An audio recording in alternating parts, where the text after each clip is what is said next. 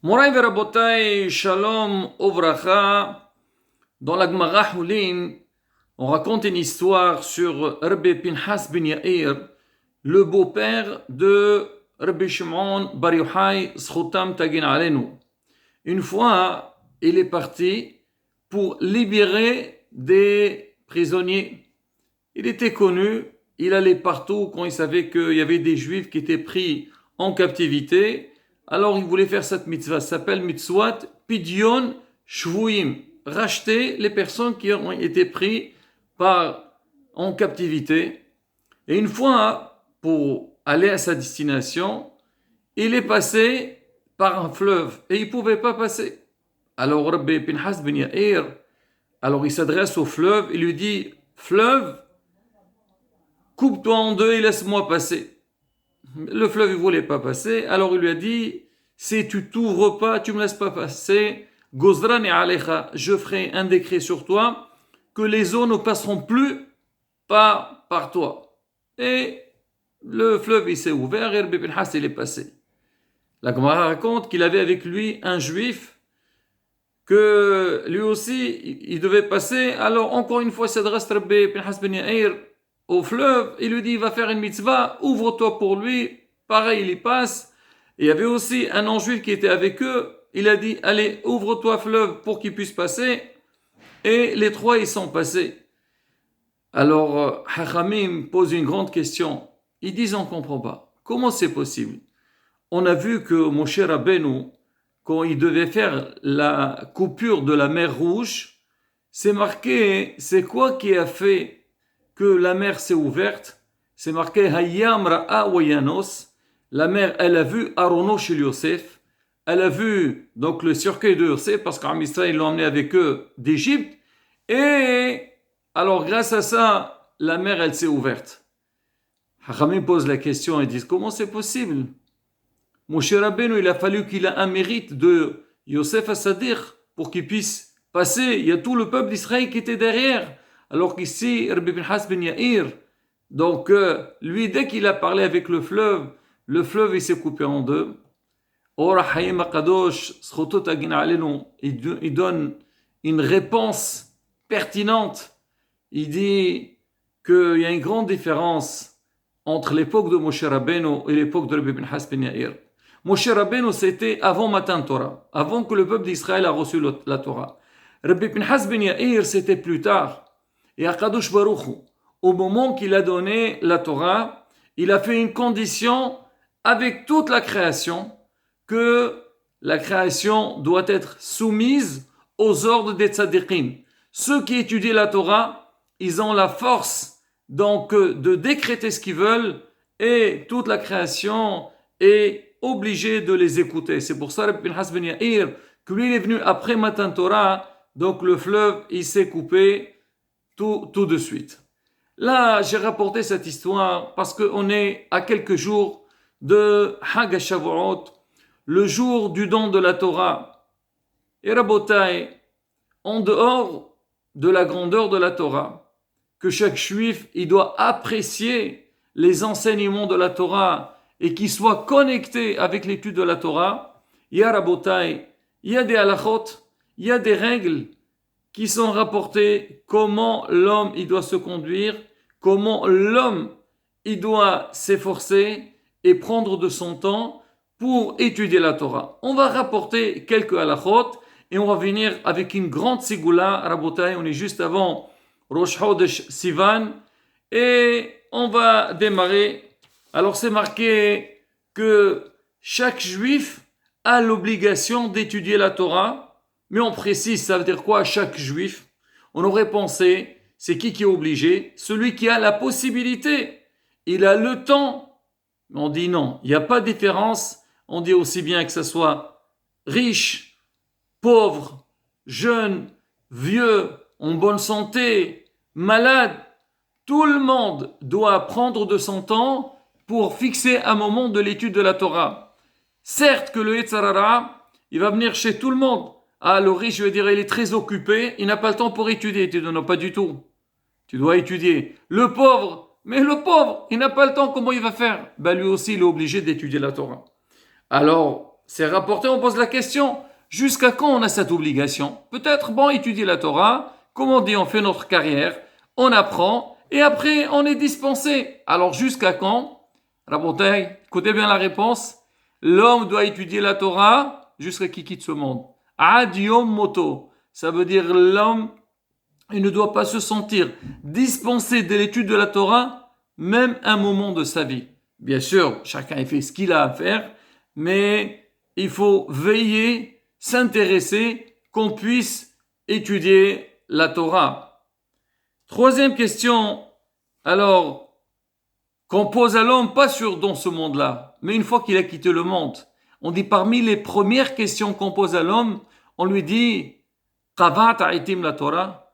Est-ce que tu as fixé des moments d'étude? Ça veut dire l'homme, il a intérêt déjà sur terre de penser à ça, de veiller qu'il prend de son temps pour étudier la Torah. Parce qu'une fois arrivé, parmi les premières questions qu'on lui pose, on dit, est-ce que tu as fixé aitim la Torah ou pas? Après, s'il n'a pas fait, ça sera trop tard. Donc déjà, dès maintenant, donc on doit penser, trouver le temps pour qu'on puisse étudier la Torah. Regardez Rabotai, Hachamim explique un pasour pour dire comme l'étude de la Torah est très importante. Nous, on sait qu'on a ce qu'on appelle, on a les mitzvot, il y a l'imoud Torah, mitzvot ou ma'asim tovim. Le pasour, il dit, Kiner miswa we Torah or. On dit que la bougie, c'est une mitzvah. Et la Torah, c'est la lumière. On dit que la mitzvah a été comparée à la bougie. Et la Torah, elle était comparée à la lumière. C'est quoi le lien? On dit qu'une bougie, quand on l'allume, c'est vrai, elle va éclairer, mais son éclairage, il est limité. Elle reste un moment et après, elle s'éteint. Alors que la lumière, elle va très loin et elle dure beaucoup plus longtemps. Alors on dit pareil aussi, un homme qui fait une mitzvah, bien sûr on dit que les mitzvot, Meginim, protègent l'homme. Quand toi tu as fait une mitzvah, tu dois savoir, tu vas avoir un mérite, les mitzvot vont te protéger. Mais les fichas, c'est limité.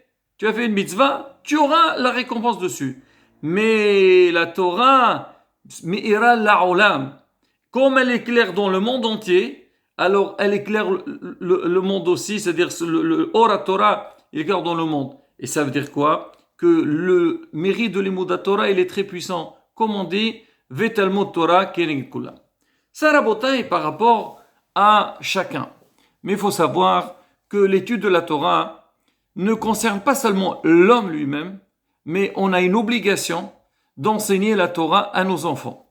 Comme on dit dans le Qur'an Shema, vous devez enseigner à vos enfants. Tu dois transmettre l'étude de la Torah, les connaissances de la Torah à tes enfants.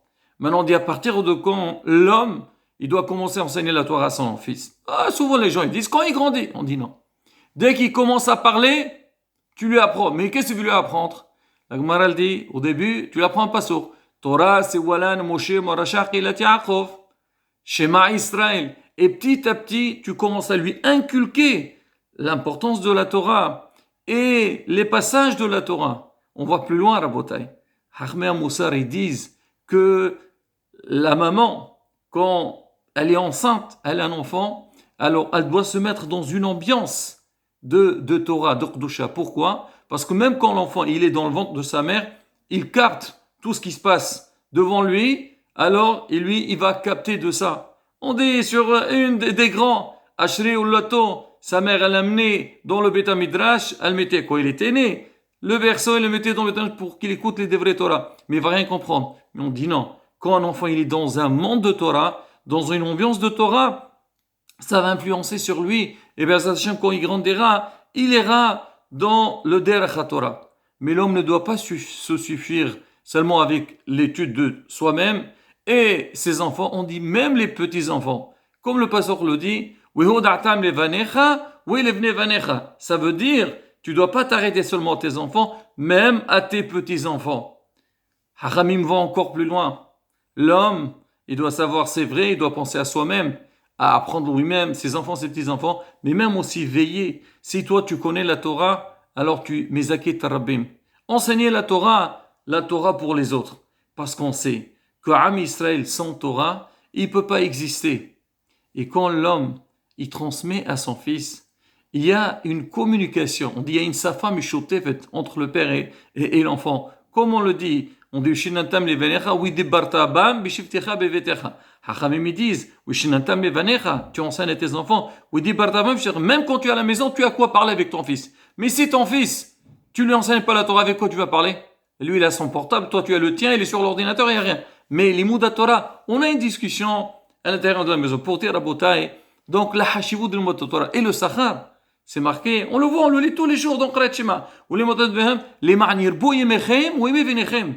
Quand vous allez enseigner la Torah à vos enfants, alors vous aurez, vous, la longue vie, et aussi, Bezrat Hashem, vos enfants. Alors je finis avec la parole du Shlach Kadosh.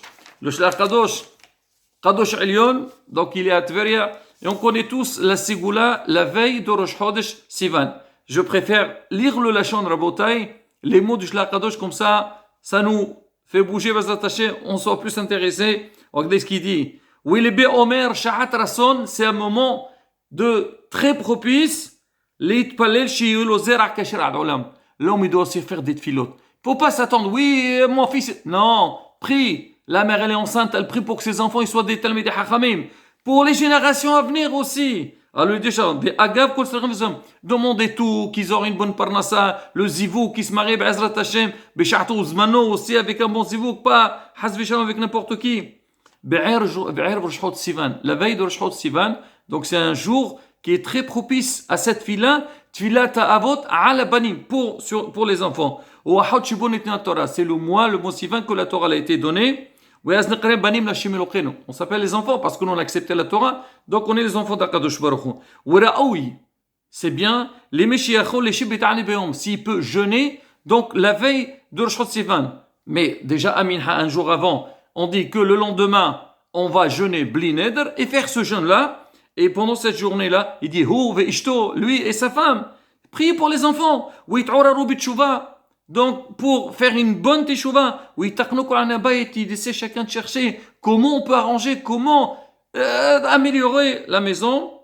Et tout l'année, donner la zaka pour les pauvres. Rabotai, on est dans des moments très forts. La semaine prochaine, si Dieu veut, c'est Hag Matan Torah. Non, on est juste avant Rosh Chodesh Sivan, Be'ezrat Hashem, avec des bonnes convictions, et qu'on sache que nos ancêtres nous ont appris, Be'ezrat Hashem, comme ça on aura la staha dans tout ce qu'on fait. Amen, Kene Rasson, Hizqou et Imsou.